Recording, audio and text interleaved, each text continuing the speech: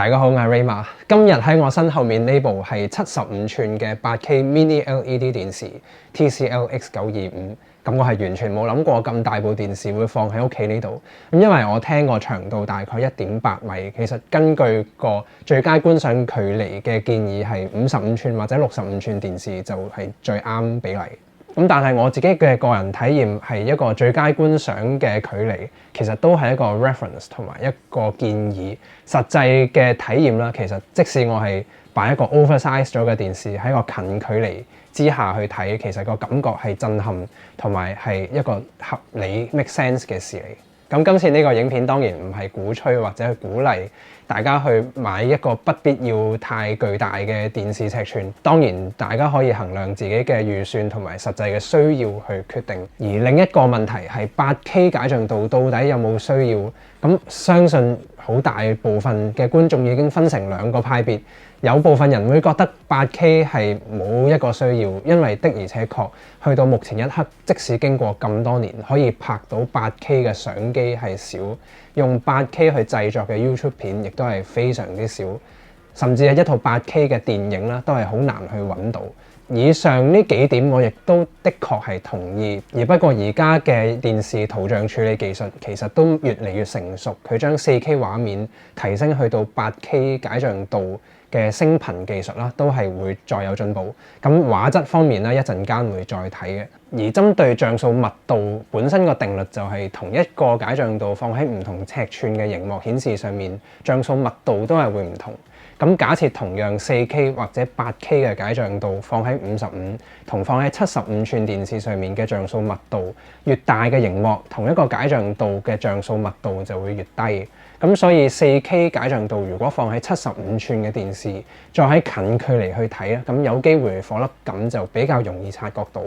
咁呢個時候將 8K 嘅解像度放喺75寸呢個大電視上面，再喺近距離睇，咁個像素密度就有明顯嘅提升。喺75寸大螢幕 8K 嘅解像度就會變成一件 make sense 嘅事。而今日測試呢部 X925 75寸嘅 8K Mini LED 電視喺香港嘅定價係79,800蚊，而我亦都喺坊間唔少嘅第三方網站見到，好似 HKTV Mall 咁，佢嘅定價係59,800蚊嘅。對比之下，同樣都係75寸採用 Mini LED 擁有 8K 解像度嘅 Samsung QN900B 嘅定價，大概就10萬蚊左右可以入手。喺大概60成左右嘅價錢，咁 TCL X925 都同樣有 8K 解像度，有 Mini LED 嘅技術，亦都係一塊120Hz 高刷新率嘅熒幕。喺顏色方面，佢都擁有 Quantum Dot 量子點嘅技術，同埋 X925 佢內建一條 OnQ 2.1聲道嘅 Sound Bar，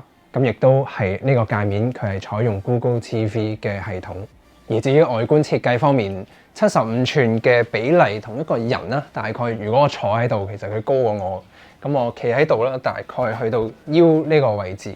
而設計其實 X925 都比較標準，都係一部電視嘅設計，咁佢四四方方，擁有窄嘅邊框。而今次 X925 有唔少金屬嘅元素，包括喺電視面板嘅四邊嘅邊框同埋腳左底座部分都擁有 brushed aluminium， 擁有發絲紋嘅金屬用料。成個電視嘅用色都係以黑色同埋灰銀色做主調。咁喺電視下面 sound bar 部分有一個灰色嘅 OnQ sound bar， 咁而佢亦都擁有自己嘅 OnQ 嘅 logo， 咁而上面亦都有細細嘅 TCL 嘅 logo 喺中間。而喺機身設計值得要提係今次機身嘅腳左嘅闊度，佢嘅深度係做得相對比較淺，係310mm，即係31 cm 嘅長度。咁啱我本身電視櫃嘅闊度，佢嗰個深度係相對比較淺，就唔係每一個大電視嘅腳左都係啱擺。咁但係咁啱呢部佢就啱啱好擺得落。而重量電視連腳左係43.6公斤，淨係電視本身淨重42.2公斤。如果你打算 wall mount 掛牆式嘅時候，咁都可以參考呢個重量。而至於插頭方面，最主要嘅插口都擺喺正面睇嘅時候嘅右側。咁首先有 HDMI 1支援 8K， 亦即係 HDMI 2.1嘅格式。另外有 LAN 線插口 HDMI 2都支援 8K， 亦即係 HDMI 2.1。然後有 HDMI 3有天線插口、光纖線嘅插口，以及 HDMI4 支援 EARC 同 ARC。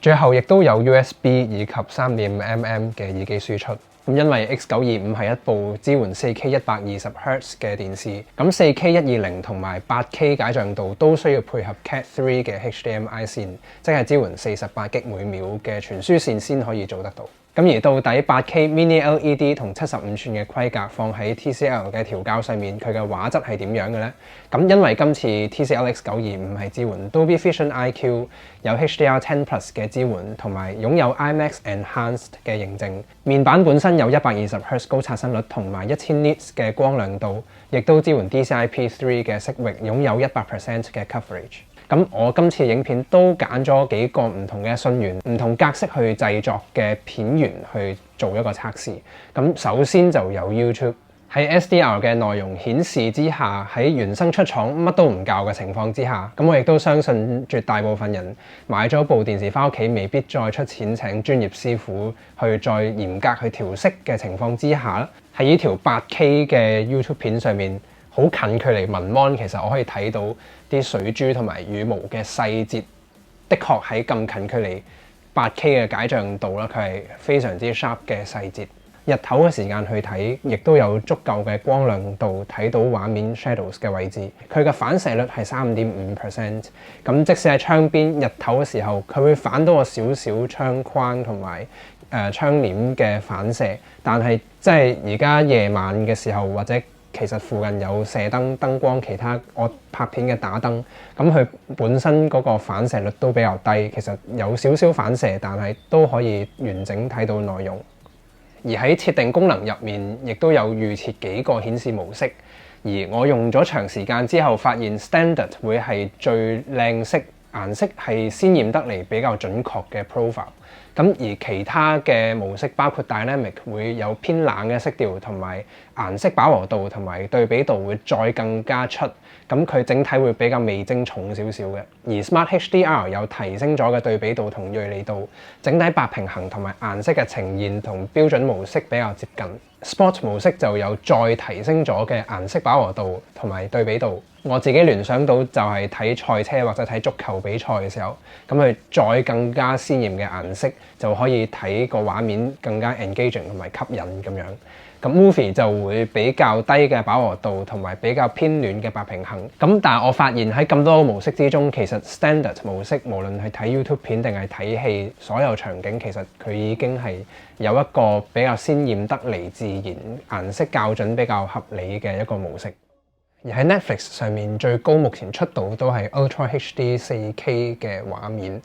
而我揀咗呢一個節目啦，咁佢係成個節目都好光嘅畫面，係足夠充足光源之下嘅拍攝，咁但係佢就有好豐富嘅顏色。Quantum Dot 嘅量子點技術的確係可以將佢所有嘅顏色係好鮮豔，而今次 X925 嘅圖像處理器都可以將 4K 解像度升頻去到 8K。咁我喺好近距離聞 mon 嘅時候，大 mon 8K 解像度加埋好鮮豔嘅顏色，真係有震撼嘅感覺。其實乜嘢都唔校嘅情況之下，佢嘅畫面已經有好鮮豔嘅效果，整體個色準亦都會令到人滿意同埋係合格嘅水平嘅。跟住我播 Disney Plus 嘅 Model 王，佢係 Dolby Vision 嘅片，咁即刻出翻個 Dolby Vision 個 logo。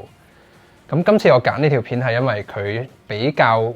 整體套戲都係比較灰暗，同埋佢係一個 widescreen 製作，上下會有黑邊嘅一套戲，咁可以睇到 Mini LED 局部控光嘅效果。咁同樣喺我原生出廠乜都唔校嘅情況之下，其實播一套 Dolby Vision 嘅電影，我喺冇特別嘅顏色校準之下，亦都唔覺得有違和感。而特別喺呢套 widescreen 嘅戲，其實上下兩邊黑邊，因為 Mini LED 嘅局部控光技術，佢可以做到都近乎完全全黑，好似 OLED 咁樣嘅黑邊。咁 Mini LED 都可以講係 LED 電視嘅終極進化版。咁每一粒 LED 嘅大細都會比傳統 LED 電視，無論係 HLED 定係 Full Array LED 嘅 LED 背光燈會細小得好多。咁喺呢個75寸嘅電視上面就可以擺到更加多細細粒嘅 LED 背光燈。可以做到更加精準嘅局部控光，同埋佢嘅黑位亦都可以做到更加深沉純正嘅黑色。而喺 Amazon Prime Video 上面播一套 HDR10 嘅劇集或者電影嘅時候，其實佢又會直接出翻 HDR10 Plus 嘅格式。我揀呢個節目嘅原因係佢嘅顏色校準嘅成個製作個色都係好像真、好真實嘅感覺。而喺呢個 HDR10 Plus 嘅 Color Profile 去展現翻呢個節目個顏色，亦都俾我感覺係自然同埋真實嘅校準。呢一個節目我揀佢嘅原因就係佢有比較複雜嘅光源，一套 Sci-Fi 電影，咁佢喺好光嘅位置，最高光亮度做到1000 nits， 同埋 Mini LED 可以有更加精準嘅局部控光。咁出呢種畫面嘅時候，佢好光嘅位置會比較光，咁同埋喺暗嘅位置咧，其實佢可以營造到一個比較明顯大嘅對比度。咁佢特別係光嗰個位置，其實都喺尤其係閂晒屋企嘅燈嘅時候，佢做到好光刺眼嘅感覺。咁整體 X925係出廠乜都唔校嘅情況之下，咁佢都有一個好光嘅畫面顯示，對比度以至去 8K 嘅 upscaling， 畫面嘅清晰細節嘅銳利度方面都係有一個滿意嘅效果。咁唯一如果係針對畫面顯示上面，自己睇咗呢個零月都發現仲係可以提升嘅空間，會係喺 SDR 好似 YouTube 片或者用 SDR 製作嘅電視節目嘅畫面嘅時候，佢嘅飽和度特別針對紅色同埋藍色會比較高咗少少，同埋整體成個畫面嘅白平衡都偏紅咗少少。而如果真係對於個顏色校準有非常之極致嘅專業級嘅要求，咁其實佢喺熒幕顏色顯示設定入面都再有進階設定，可以有20點嘅調校，咁亦都係好深入嘅顏色嘅校準。好，咁跟住睇埋 X925 內建嘅喇叭系統嘅聲，咁將我本身個 soundbar 刪咗去，咁完全用翻呢套 Onkyo 嘅2.1聲道嘅 soundbar， 咁佢嘅總功率輸出有60 watt， 係太大聲嘅，一上用其實大概30度已經係可以將個畫面個效果出晒。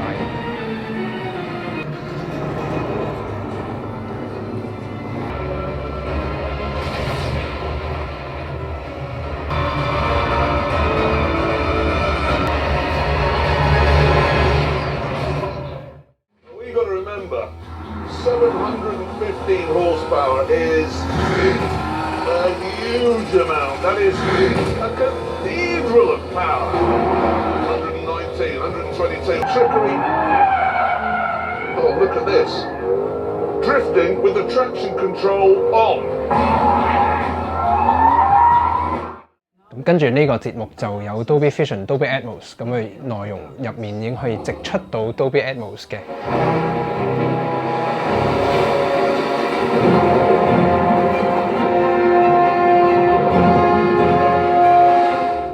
The prawn must find food before the oxygen runs out completely.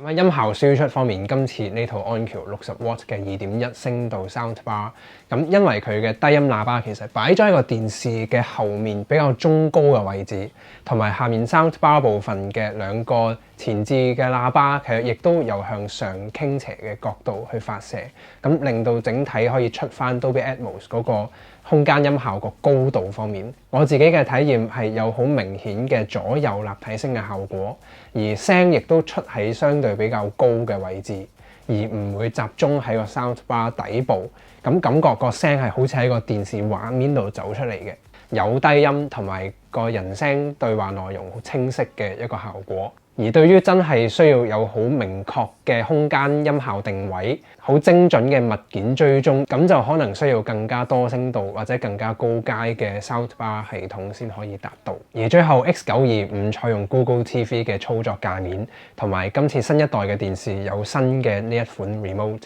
因為行 Google TV，所以 Netflix、YouTube、Prime Video、Disney Plus、Apple TV 同埋 ViuTV 所有可以諗到嘅串流平台都可以喺呢個 Google TV 上面裝到。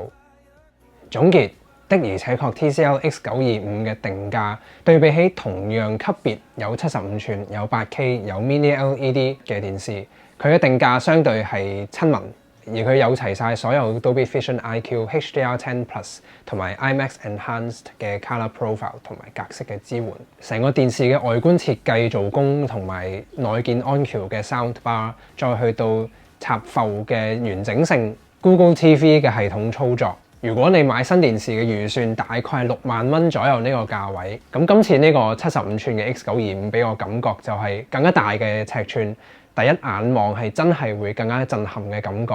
而佢嘅顏色顯示方面，佢都有 Mini LED 嘅局部控光，就算係睇 widescreen 嘅電影，上下黑邊嘅黑巴已經可以做到有一個接近完全全黑嘅效果。咁呢個都係對比起傳統普通 LED 電視最明顯升級嘅地方。咁今日分享去到呢度，希望大家中意嘅話記得俾 like 同 subscribe 嘅 channel， 即將會有更加多嘅最新手機發布資訊同埋其他電子產品嘅介紹測試。咁大家記得 subscribe 嘅 channel， 有最新影片發布就第一時間睇到。下次再見。